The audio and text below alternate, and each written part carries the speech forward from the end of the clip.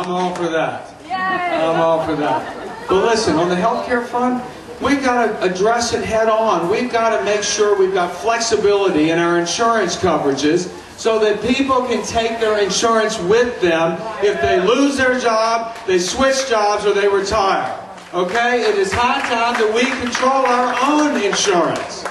Right? And we've got to put Republican principles to work. We've got to put those principles to work when we're talking about people's struggles today and making paychecks go further. You know what? That's why I've come out in favor of lifting the taxes from overtime pay. Now, wouldn't that make a difference?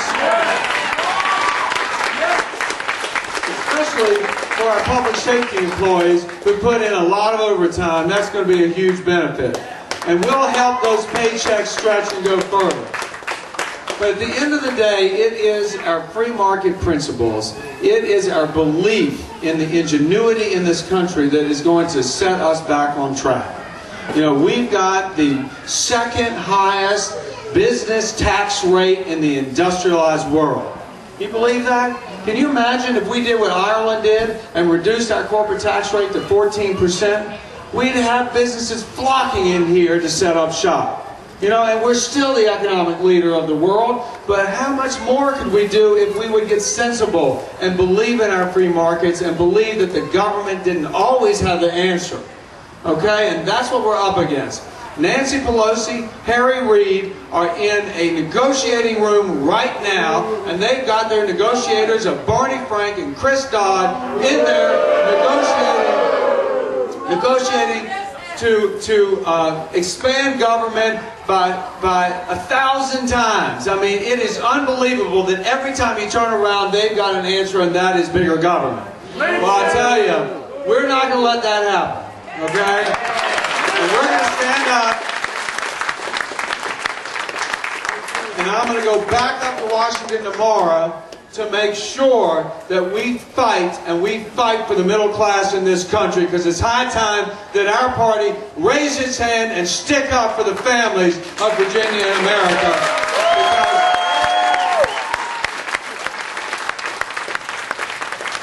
Because that's the party that we are.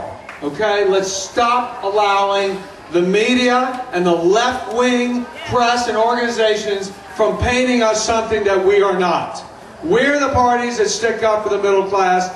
We're the party that has the sound, common sense, conservative principles that people need and will adopt to make their lives better and to face the challenges that they do each and every day. So we're going to take that message. When we go to the election, I think it's 39 days from now. 37 days from now. Who's counting? There you go. John McCain and Sarah Palin are going to win Virginia, and Bobby Scruggs led the way.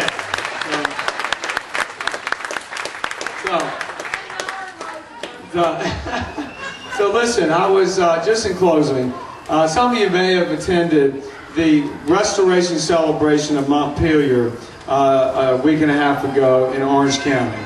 And if there's anything that can strike you is standing there at that incredible venue, looking out over the Blue Ridge, imagining what went through the mind of James Madison when he was facing the challenges that he and Jefferson and the rest of those great 18th century Virginians and Americans were facing. The country was almost unraveling.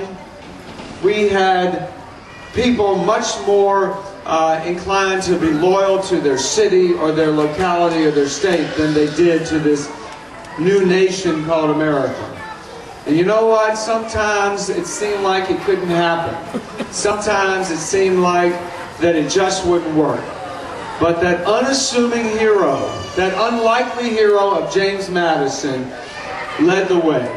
And he led the way because he struck the balance. He stood up when it was so tough to do that and said, we're going to establish a strong nation based on the principles of individual rights, based on the principles of the free market, all coming together for a common purpose for a better future. That's what we're about as Republicans. That's what will take us to victory in November. See you on the campaign trail. Thank you.